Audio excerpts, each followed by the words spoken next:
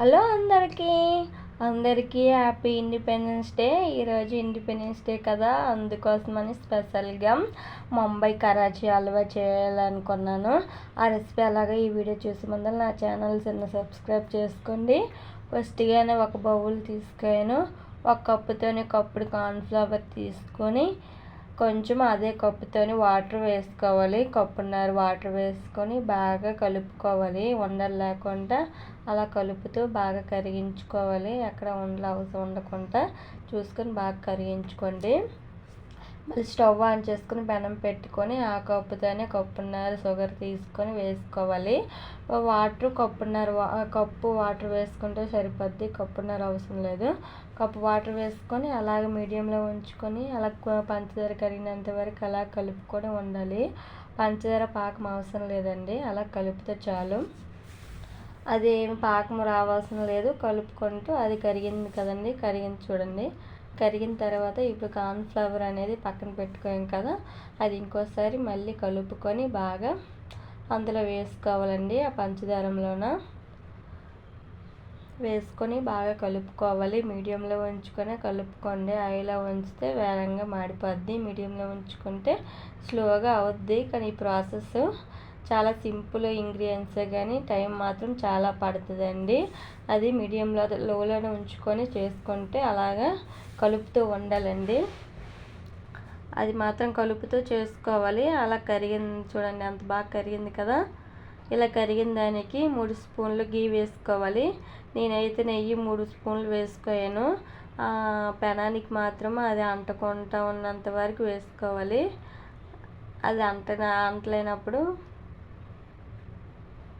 So నెయ్యి అనేది వేసుకోవసరం లేదు. అది చూడండి అంటుకోవడం లేదు. నేనైతే 3 స్పూన్లు అయితే నాకు పెట్టింది వేసుకోవాలని. అలా వేసుకొని బాగా నెయ్యి అనేది అందులో కలిసినంత వరకు కలుపుకోవాలి. ఆ తర్వాత కొంచెము ఫుడ్ కలరు కొంచెం వాటర్లో వేసుకొని ఫుడ్ కలర్ అందులో వేసుకోవాలి. చూడండి అంత బాగుంది. అది వేసుకున్న తర్వాత మీ దగ్గర ఏ డ్రై ఫ్రూట్స్ ఉంటే అవి, నేను బాదం పప్పు జీడిపప్పు వేసుకోయాను. మీరు ఏముంటే అవి వేసుకొని అందులో కలుపుకోవాలి. కొంచెం ఇలాచీ పౌడర్, యాలకుల పౌడర్ వేసుకొని బాగా కలుపుకోవాలి. అది చూడండి అంత బాగా వచ్చింది.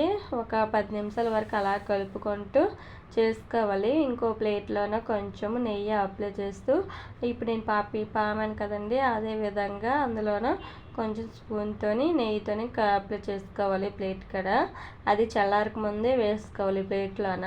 చల్లారితే గట్టిగా అయిపోద్ది హల్వా అనేది. అలా వేసుకోవాలండి.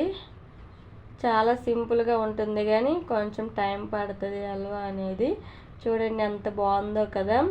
అది ఎండిన తర్వాత కొంచెం చల్లగా అయిన తర్వాత టర్న్ చేసుకుంటే చాలా బాగుంటుంది. దానిపైన ఏదో ఒక జీడిపప్పు బాదం పప్పు వేసుకోవాలి. నేను జీడిపప్పు బాదం పప్పు వేసుకోయాను. అలా వేసుకున్న దానికి చూడండి ఎంత బాగా వచ్చిందో. నేనైతే కట్ చేసుకోనండి, మీకు ఏ షేప్లో కావాలంటే ఆ షేప్లో కట్ చేసుకోవచ్చు. నేను స్క్వేర్ షేప్లో కట్ చేసుకోను. చాలా చాక్ కూడా అంటదండి, అంతలాగా బాగా వచ్చింది. చూడండి ఎంత బాగా వచ్చిందో. చాలా బాగుంది, చాలా మెత్తగా కూడా ఉంటుంది. మీరు కూడా తప్పకుండా ఇది ట్రై చేయండి. ఈ ప్రాసెస్లో చేస్తే చాలా బాగుంటుంది. ముంబై కరాచీ హల్వా అనేది చాలామంది పిల్లలు కూడా ఇష్టంగా తింటారు. ఈరోజు ఇండిపెండెన్స్ డే కదా, అందుకోసమని ఆరెంజ్ కలర్ హల్వా చేశాను. మరి మీరేం చేశారో కూడా కామెంట్ చేయండి, చిన్న లైక్ చేయండి. బాయ్ అందరికీ.